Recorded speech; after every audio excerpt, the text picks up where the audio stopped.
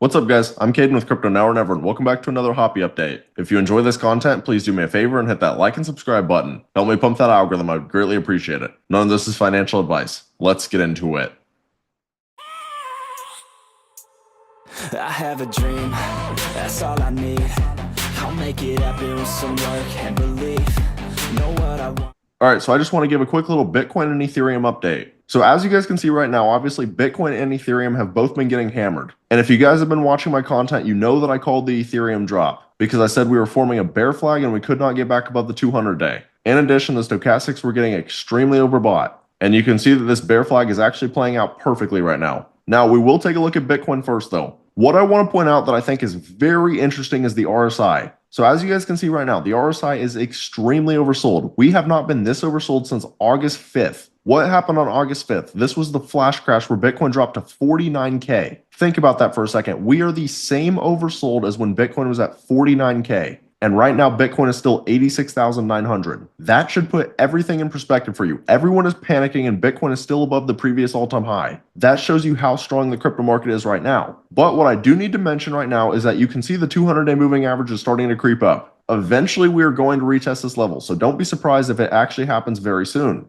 Even though the RSI is very oversold, I would not be shocked if we do come down and retest the 200-day. Now, what's a little bit worrisome about Bitcoin right now is that we are entering a gap on the VRVP. And once you enter a gap, you usually travel down to the next high volume node. In this case, that'd be around 71,500. So do understand that there could be one of the largest liquidation events in the history of crypto if that happens. But again, this scenario is unique because the 200-day is right in the middle of the gap. So in theory, this should work as a very strong support level. But either way, I do believe that this pain is eventually coming to an end. We do not stay this oversold for that long. Eventually, we're going to get a bounce. When you look at the Ethereum chart, it's a similar situation. Although what I do want to point out for Ethereum is that there is a strong Class A bullish divergence. You can see that price action is swinging down, the RSI is swinging up. That shows you that effort does not match price action. And that's the kind of anomaly that you are looking for when you're looking to call a bottom. Not to mention Ethereum is retesting a major support level right now. So again, to be clear, I do think the pain is coming to an end eventually. And I still really like the larger timeframes, like the weekly for Ethereum. I don't love right now that we are beneath the 200-day moving average, but this candle doesn't close for several days. I wouldn't be shocked if we do end up getting a bounce and we close above this level. But the reason that I like the weekly is because we are a 100% breakout with oversold stochastics.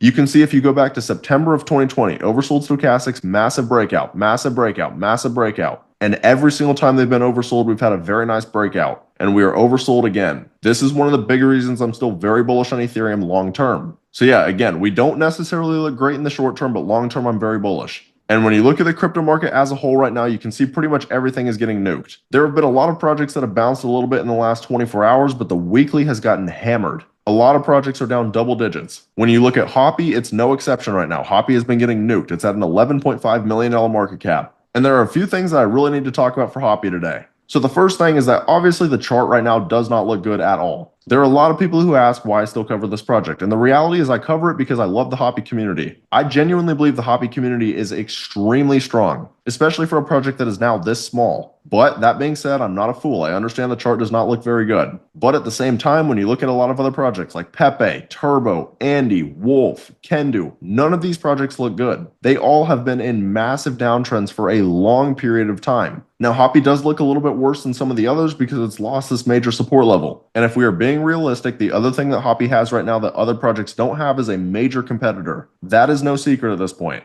So naturally, that's also making Hoppy bleed worse than other projects. But there are a few things I want to talk about today because something has to change for Hoppy. If Hoppy continues going at this rate, then it is going to fail 100%. When you look at the Hoppy X account, it still looks fine. They're at 28.2K followers. They're still posting every single day and getting solid engagement. But I'll be honest, the engagement is not as good as it used to be. There used to be a lot more Hoppy comments. There used to be a lot more likes, a lot more retweets. But again, that is kind of to be expected because the whole market is in a downtrend. I can tell when I look at YouTube, Twitter, all crypto engagement is down right now. But the number one thing that I would like to see from Hoppy is better community involvement. As I said at the beginning, the Hoppy chart does not look amazing, but what is very good about Hoppy still is the community. There are a lot of very passionate investors, and I genuinely do not think Hoppy is utilizing that correctly at all. I'm telling you right now, the community can do so much more than just liking and retweeting a lot of these posts. There are a lot of hyper successful projects out there that utilize their community. For example, something that I think Hoppy could do is create a community marketing wallet. I have had several people in the past ask if Hoppy has a community marketing wallet because they would like to donate. And you would be surprised at how many huge portfolios are investing in Hoppy. Go and look through the wallets. There are a lot of wallets that are worth multi-millions.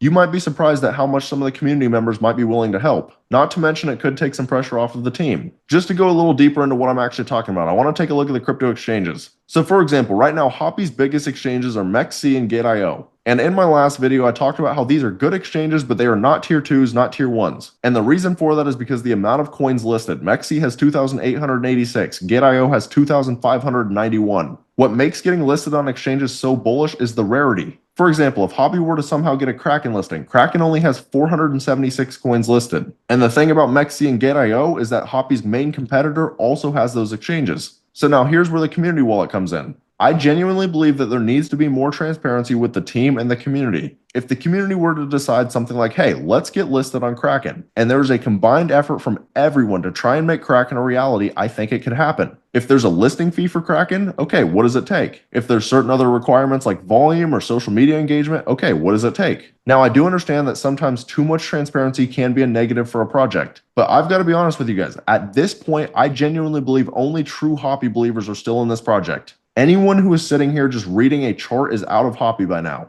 The only ones left are the ones that genuinely want to see Hoppy succeed. So I do not think that transparency is going to kill this project. I think it could save it. And if the community has more power within the project, I think it could improve everything. But those are just my thoughts. Let me know down in the comments whether or not you guys agree. Regardless, I think everyone can agree that something has to change. Yes, it is no secret the entire market is bleeding. But Hoppy also has been bleeding longer than a lot of other projects. And it has lost a major support level that some other projects are still holding. So yeah, let me know down in the comments if you guys have any ideas or if you like the community donation wallet. Now also, if you guys are interested in joining a like-minded community, then I also recommend taking a look at my Discord. At the current moment, I have 3 different tiers. But we're here for the pumps, we're here for the dumps, we're here for literally everything, and we've been making huge gains this entire bull run. As a lot of you guys know, I first posted a buy alert for Hoppy at a $580,000 market cap. At its peak, you could have been up over a 253x. So if this is the kind of stuff that sounds interesting to you guys, I have the link right here on my YouTube homepage. But as always, I want to be crystal clear. Every single one of these projects that I cover come with extremely high risk. Make sure you always do your own research.